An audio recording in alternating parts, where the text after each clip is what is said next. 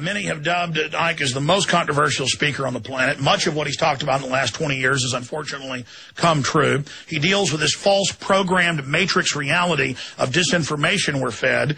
And his latest book is Human Race, Get Off Your Knees, The Lion Sleeps No More, DavidIcke.com. And David, serious times coming, rebellion worldwide. But the globalists, strangely, admit that they're behind it. Do they know the rebellion was already coming, so they're trying to trigger it? So kind of like Red Adair would blow up an oil well once it was already on fire to extinguish the flames of revolution? What does David Icke think is happening? Well, I think what we're seeing, Alex, is a classic reformation or confirmation of something that anyone that wants to understand what's going on in the world must keep at the front of their mind, and that is no situation is ever black and white. It's always, if you're looking for the real truth, it's a shade of grey, and that's what we're looking at here. We have, understandably, I believe, a genuine uprising from angry, poverty-stricken, oppressed and suppressed people. But when people are in that situation where, as we talked about before, freedom is just another word for nothing left to lose. When you reach that point where you've got nothing to lose if you take certain action, then suddenly you lose your fear, because what have I got to lose? I'm in this situation anyway. Now, because of the massive economic collapse and catastrophe around the world, people in all parts of the world, not just the Middle East, are feeling that, and they're heading closer and closer to that line that says, I've got nothing to lose, let's go. Now, of course, the mind manipulators, because that's what it is in the end, a mind game, a psychological game, they knew that this was coming, and they have got to try to manage it for their own ends. So here we have, Alex, a genuine reaction to this 30 years of suppression and violence and tyranny by this U.S. and no doubt British too, the two go together, tyranny and dictator Mubarak, who would serve their interests and serve the interests of Israel against the interests of the Palestinians. And that is a genuine reaction, no doubt. But you can see that when you've got a powder keg like that of resentment and oppression that will not take it anymore, then it's very easy to trigger that and then manipulate it. And that's why when the revolution truly comes to America and Britain, as it will, then we, involved in any of that, need to learn the lessons and become streetwise about the way this thing works. Because how many times, when you look at these so-called people's revolutions, not least in the former Soviet Union, of Georgia, of Ukraine, of the Czech Republic, of Kyrgyzstan, and so on, these color revolutions, as they call them, again and again, it's been shown quite clearly that Rothschild-connected people like George Soros and Zbigniew Brzezinski have been behind them, not least Soros's network of foundations that are not there for philanthropy. They are there to manipulate so-called, on the surface, people's revolutions that are putting their people in power. And you cannot ever judge the true nature of a revolution, its motivation and its background, until we see what has replaced the regime the revolution has removed. And when you look at Georgia and Ukraine and all these places where these Soros networks have been involved in the manipulation, and not only that, the training of people in people's non-cooperation and protest techniques. The people that have gone into place have been invariably people who are frontmen for the the globalists and the Soros networks. Classic Georgia, Mikhail Saakashvili, scholarship to the U.S., Columbia Law School, George Washington University, New York law firm, turns up and becomes president of Georgia after the so-called Rose Revolution manipulated by the Soros foundations.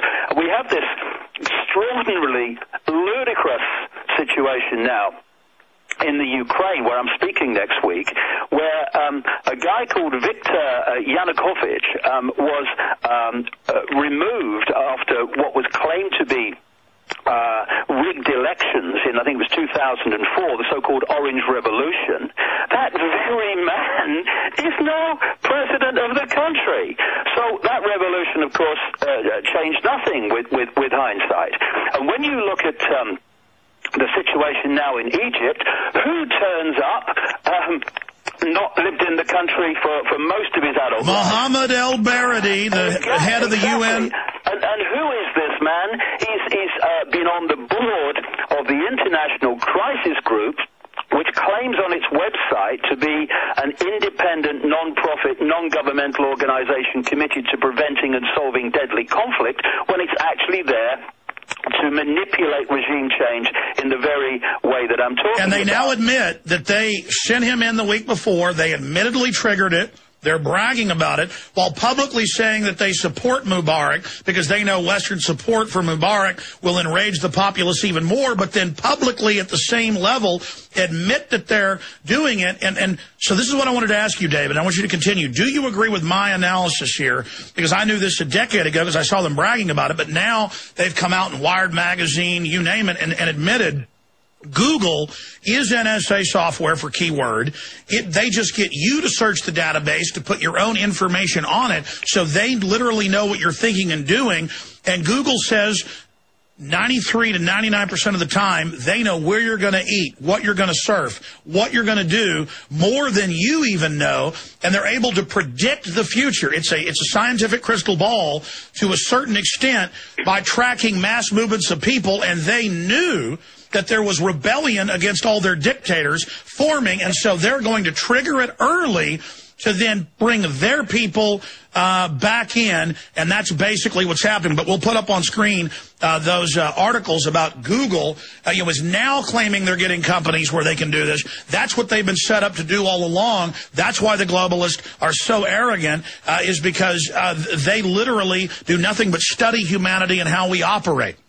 Yeah, well, the International Crisis Group, board members, chairman George Soros, Mohammed El-Baradei, Wesley Clark, say no more, Javier Solana, the NATO Secretary General as was, Zbigniew Brzezinski is one of their senior advisors, Richard Armitage, for goodness sake, and Prince Turki Al-Faisal, who is a member of the Saudi Arabia royal family, who, of course, love democracy and freedom, which this International Crisis Group is supposed to represent. So you look at that, and it's quite clear that El-Baradei's their man. Now, also, the Daily Telegraph in Britain has been running stories and articles about the fact that some of the people that were that triggered this popular uprising, which in its entirety, that's what it is from the people's point of view, were actually connected to the American embassy in Cairo and came to America and all the rest of it. So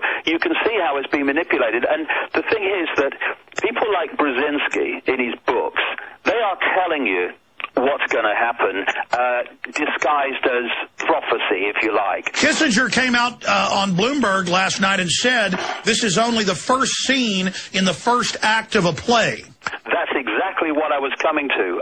That quote, this is only the first scene of the first act of the drama that is played out. That is telling you what's coming.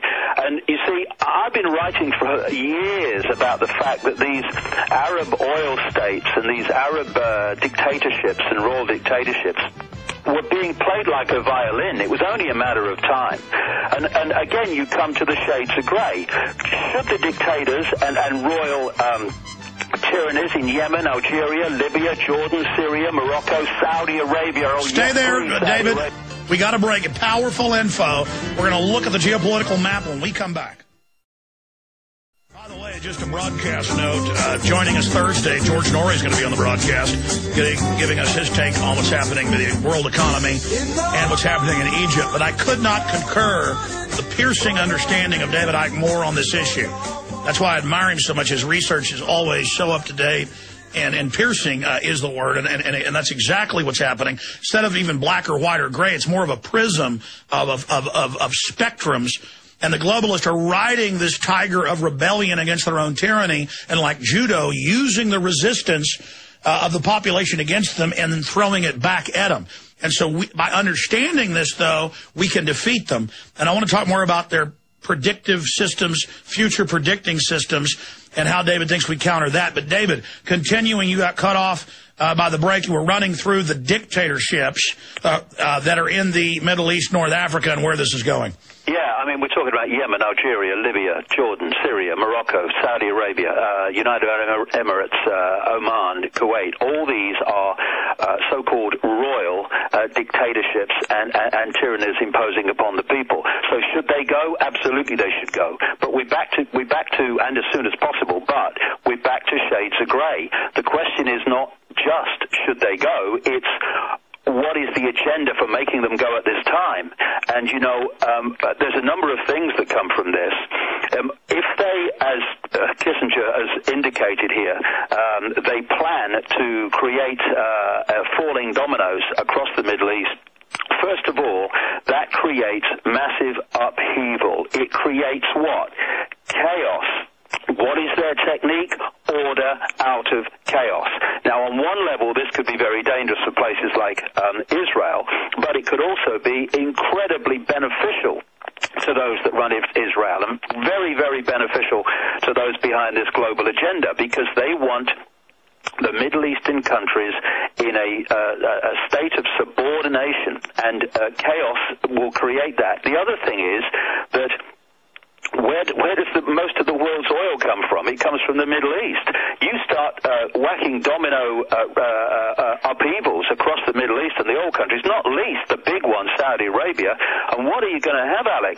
You're going to have an enormous oil crisis, which is going to, of course, knock on to crises and financial crises and industrial crises and living crises throughout global society, which is precisely what they want. Massive problems and upheavals and chaos for which they can offer the solutions of their centralized global fascist Orwellian dictatorship.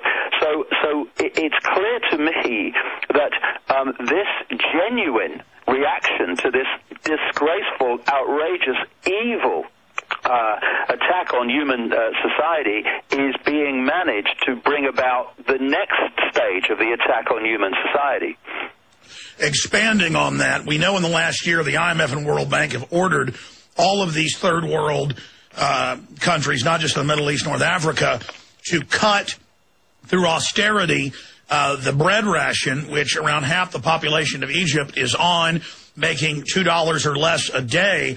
And so they, economically through globalism, pull the levers, punch the buttons. Then they send in their man on a white horse, who the London Independent calls the savior, this El Baradi. So it's completely transparent to those that study this and know it, and the globalists are even admitting it. But on a larger front, the Muslim Brotherhood in Jordan, they just reshuffled the government towards them.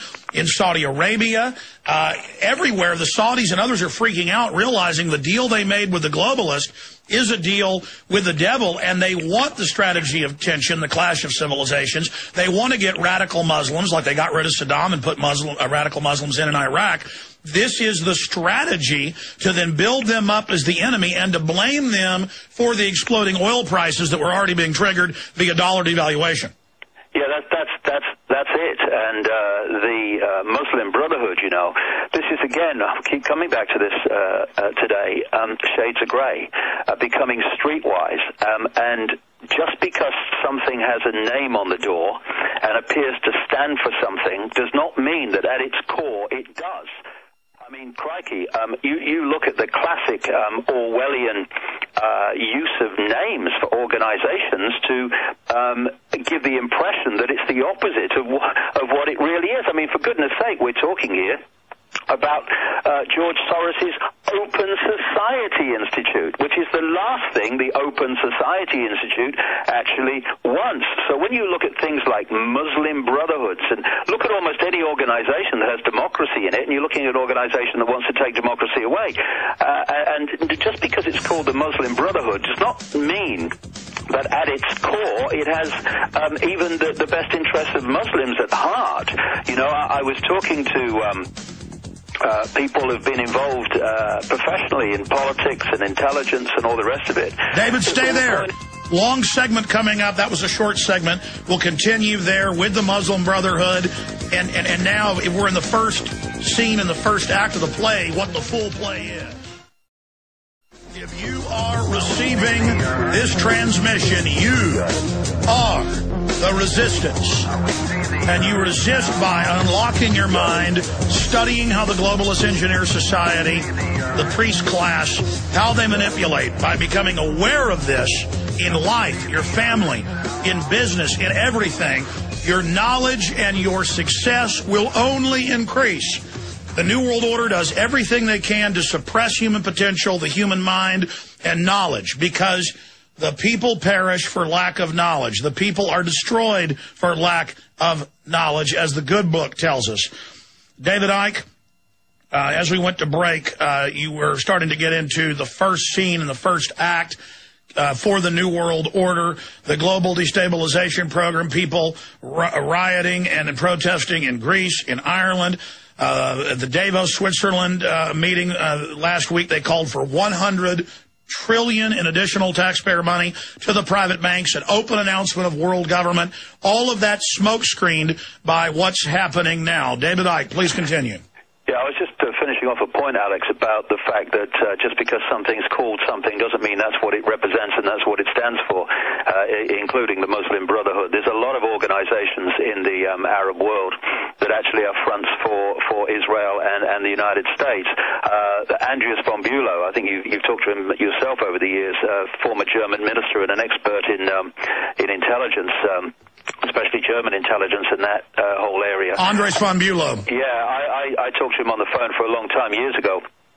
Not long after 9/11, and he was saying he knew for a fact that Abu Nidal, of course the infamous Arab terrorist, was actually an asset of Mossad. That's how it works. Yeah, he was the former head of German intelligence, and the former German defense minister. And he talked about the white supremacists are run by the globalists. The radical Muslims are run by them. The radical black groups, the radical Hispanic groups, all of these groups are there so the government can play the part of the savior. Yeah, and of course we know the classic stands out like the proverbial is Bin Laden, Osama bin Laden. We know that he was a front man for the same group. So when we see these names that appear to represent Muslims or appear to represent this or that or the other, we have to just again, streetwise, shades of grey, just take a step back and let's see if they really do that. And again, we come back to the classic line, really, by their actions shall they be judged. That's what we need to do, not by what they say, but what they do. Another interesting thing, Alex, you know, is that there is this whole deal about what's known as Greater Israel, which is the area that the Israel extremists claim is theirs, the real Israel. And it's interesting, when you look at the map of it, it includes, of course, Israel, Palestine that we see now, but it also includes a great chunk of Egypt going across to Cairo, includes Jordan, includes the Lebanon, includes Syria, includes Iraq, includes a great chunk of Saudi Arabia. Now, what we're looking at here, as you look at that map, are all the countries, or many of the countries, that are actually now in possible line for this domino effect that Kissinger was indicating with his quote. And there is an agenda playing out here. And when we look at what's happening in Europe, what's happening in Britain beginning to, what's happening in America, my goodness me, we want more. Not just people on the streets to show the numbers, but also non-cooperation with the system, so the system cannot operate. Because it needs us to do that. We must be learning lessons here, Alex, all the time. For instance, the power of mass non-cooperation. When in Egypt they say curfews, people in very large numbers refuse to do with that, and suddenly where's the power of the state? Understanding and starting to get as much as we can prepared for the fact, as we've seen in Egypt, that when the real revolution unfolds against a regime, one of the first things to go is not only truth, but actually the internet and mobile phone networks, so people can't communicate. And another thing we need to keep in our minds is no ideology. When we really trigger this true human revolution against these tyrannies or collective tyrannies, different faces or masks on the same face around the world, no ideology, equal freedom for everybody, no matter what their color, creed, religion, view, anything. Freedom must be our focus, not ideology and religious belief and all that stuff. We can argue about that or chat and debate about that. Let's keep our focus on what affects us all, and that's our basic freedoms being taken away. And so many people, they talk about wanting freedom, Alex, but they don't want freedom. To a large extent, they want to replace a tyranny they don't like with a tyranny they do, i.e. their belief system. These are the things that have to go, and we all must constantly keep our focus on what is the motivation of the protest and the uprising? Who's going to be and what kind of society is going to be in power when it's over? Who are these people coming in? Well, we actually know. We know. On our side and claiming to be behind it. You know, we need to really get streetwise and learn from what's happening around the world so we don't get caught.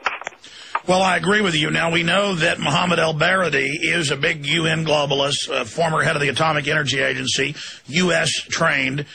We know that he is for the inoculations. He is for the Planned Parenthood type stuff. He is a globalist. We know the Muslim Brotherhood, admittedly set up by British intelligence, is now menacing Saudi Arabia and others who we're not fans of. But the point is, the globalists want to have more radical regimes come in so that then Israel and others have an excuse to expand their land in the name of a security buffer zone.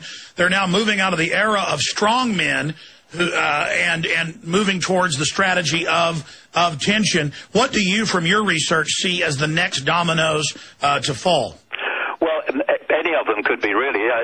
The answer to that is who's next on the list, because it could be any of them. But the thing also about Israel, Alex, is if this uprising so-called crisis, as it's being portrayed, a crisis for tyranny on one level, it continues to unfold, then it's going to be also an excuse for massive military support to, quote, protect Israel. And, of course, Israel's got one of the biggest armies in the world from this sliver of land in the north of the Arabian Peninsula because of $3 billion a year in aid from the United States to Israel.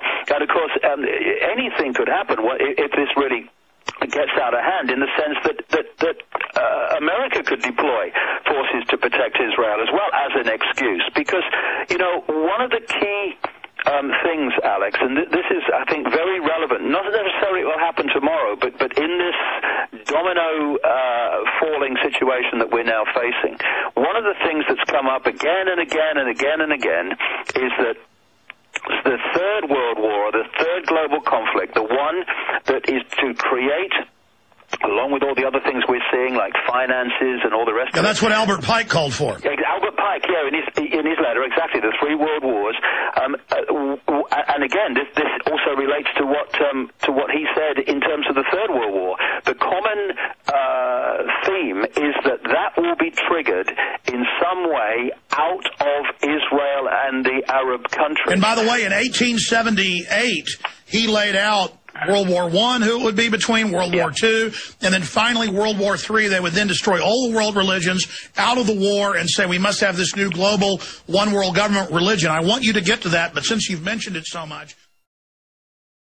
So they're going after the key to the region, and they've been doing this doublespeak everywhere. We're for Mubarak, but we actually, that is the globalists, financed the ongoing attempt to overthrow him, because they know that will help Mubarak. If they say they're funding the outsider, it will hurt him if they support him. And I've read all over the news where they're openly bragging. So they'll put out their general press releases for the profane general public, but then buried in there, talking to each other, they're bragging about what they're doing. Yeah, they've got a song sheet, and this is not projected days in advance, weeks, months, or even years in advance. It's projected decades in advance. Yeah, Brzezinski says 25 years in advance. Yeah, and maybe more. I mean, you know, the basic theme of what's happening was outlined before the turn of the 20th century in terms of the themes of it all. And, I've quoted people in my books who've spoken over the years, like in the late 60s and stuff like that, insiders who said this is how the world's gonna be, and it's all unfolded as they said it would unfold because it is a blueprint. And now we're seeing a real major card being played here, which is designed to trigger offshoot consequences in all directions, because this is the tinder box. This is the explosive point where they want to the next whole stage to explode out of. Well, you heard him. He said it's the key.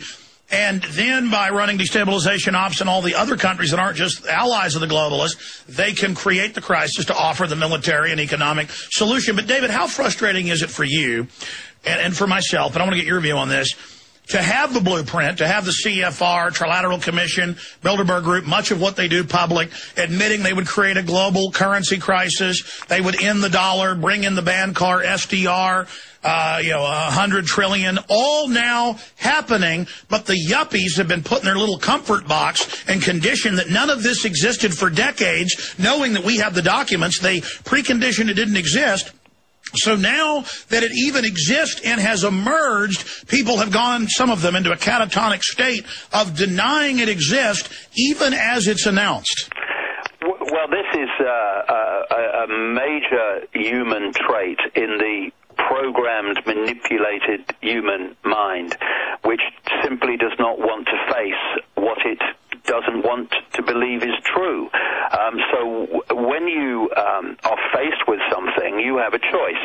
You can literally face it and deal with it, and we could sort this if we did this in large enough numbers, or you can try to kid yourself that it doesn't exist, and therefore it's okay. People say in situations where it's obvious that horrific things are going to be done in the very near future, and they're still saying, oh, no, they'd never do that. No, you want to persuade yourself they'd never do that, so you don't have to get your backside unglued from the sofa and do things you'd rather not have to do. And this is why we're at this point, Alex, and it's like, how much more confirmation do people want?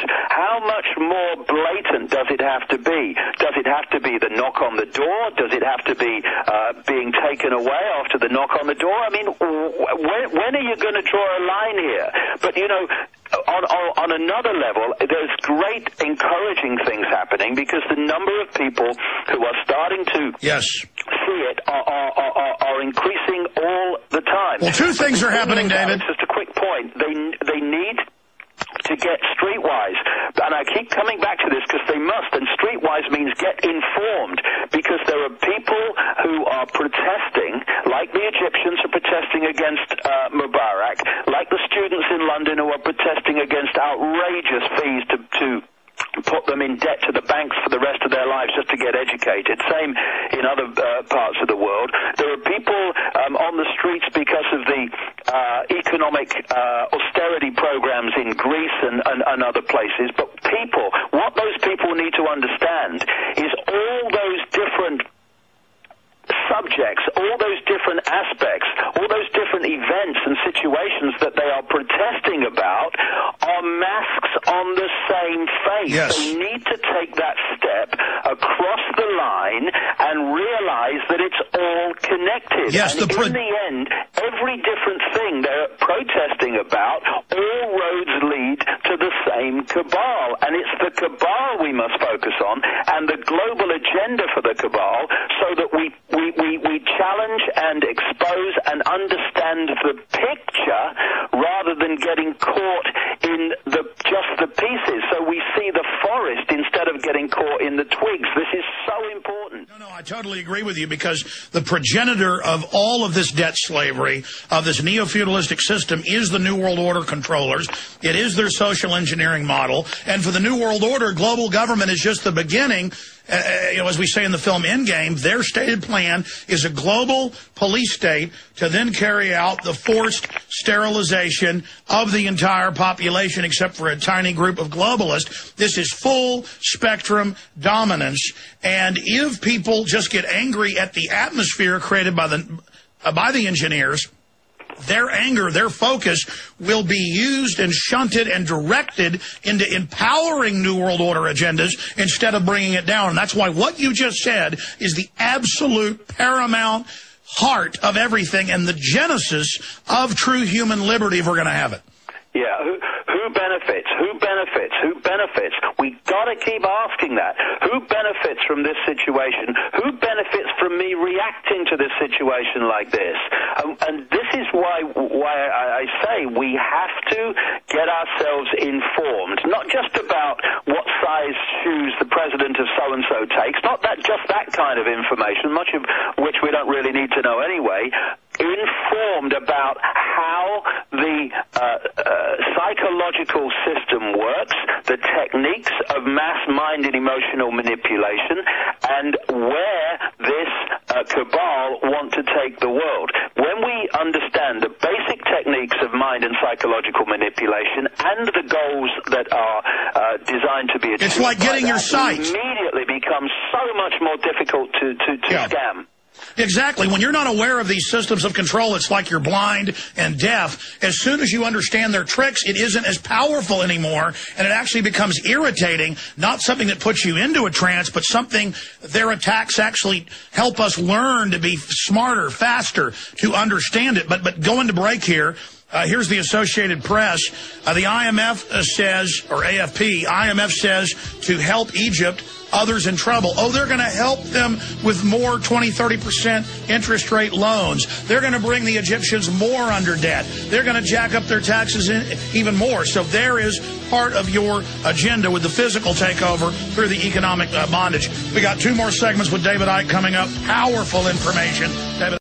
Yeah, I mean, the technology they're dealing with is fantastic, but, you know, we must keep coming back to this, I suggest, and that is for all their technology and for all their know-how, for all the knowledge they have that they keep from the people in general, we have the numbers. We have billions compared with a relative handful at the core of this that are behind it all, and the idea is to keep us in a constant state of divide and rule, fear, and confusion and chaos and bewilderment, so that we do not unite and meet this together. Because one of the things that does come out of these people's revolutions, although, of course, sometimes the military are called off, but even then the military can only go so far. And that is the power of vast numbers of people saying enough. There comes a point where the numbers are so great that there's nothing the system can do about it. And we must keep that in our minds. One of my biggest frustrations, but at the same time it's exciting because I know how close we are to shifting, you know, the tide against tyranny. I believe it's already changed. But the momentum is now accelerating towards awakening and resistance to the globalist system that is so horrible, that is so destructive towards humanity. And, David, you've talked a lot about compartmentalization, how when you were covering Bilderberg Group, and there down at the bottom of the hill was police officers who had children, who were nice guys. You talked to them, and here they were guarding these world leaders who were destroying their future, putting poisons in their water and vaccines, openly writing books about how they're doing it.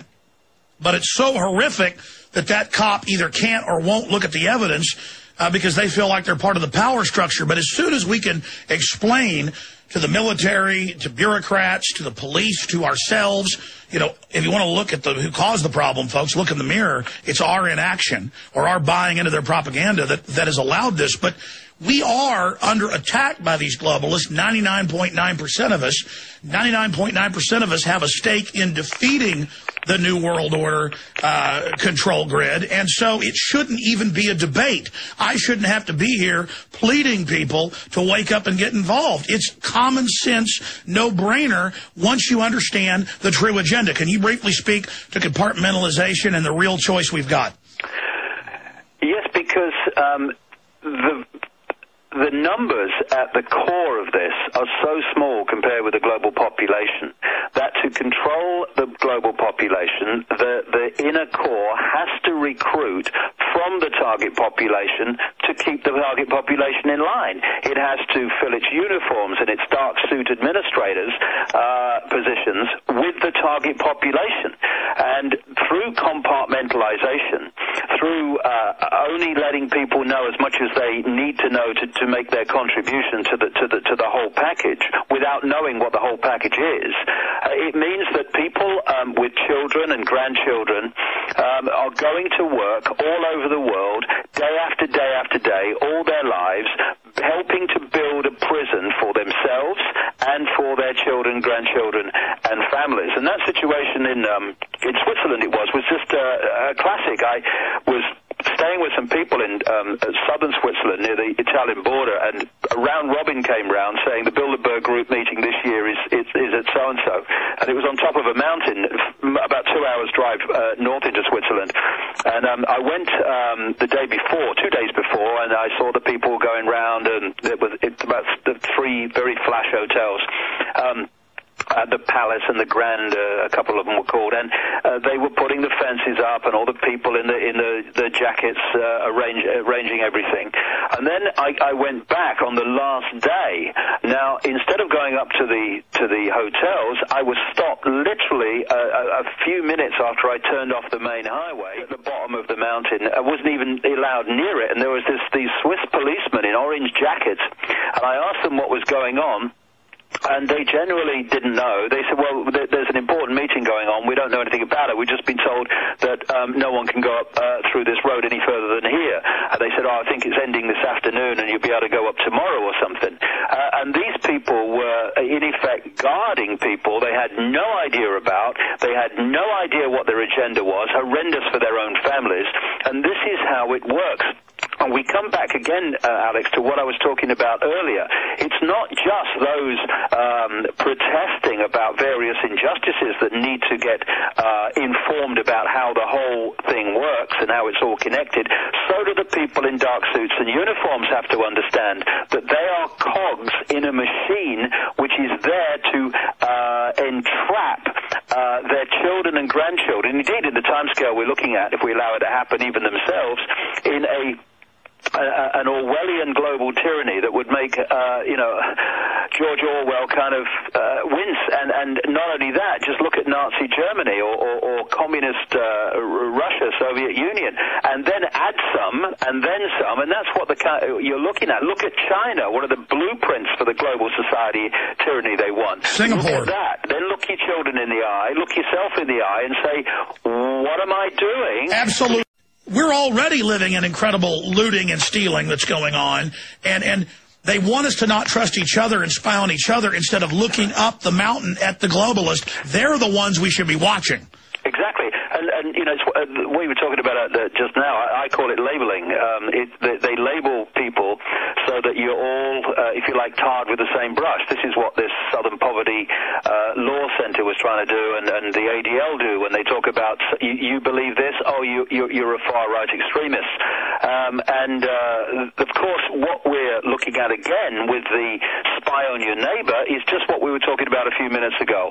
There are too few of them to control and keep surveillance on the population, so they have to get the target population to keep surveillance on each other. This is how it's working, divide and rule on a massive scale. The beast is trying to replicate itself and build the army it needs. That's why we've got to build our army of awakening now so people recognize it. That's it. And the other thing you mentioned, a very relevant point, is embarrassment. Hey, people, if you believe the world was a certain way and now you're starting to realize it was nothing like that, nothing to be embarrassed about. From cradle to where you are now, you have been bombarded through your education system, through the media, day after day, minute by minute, with a certain view, an information source that tells you certain things are true about yourself, the world, and how it works.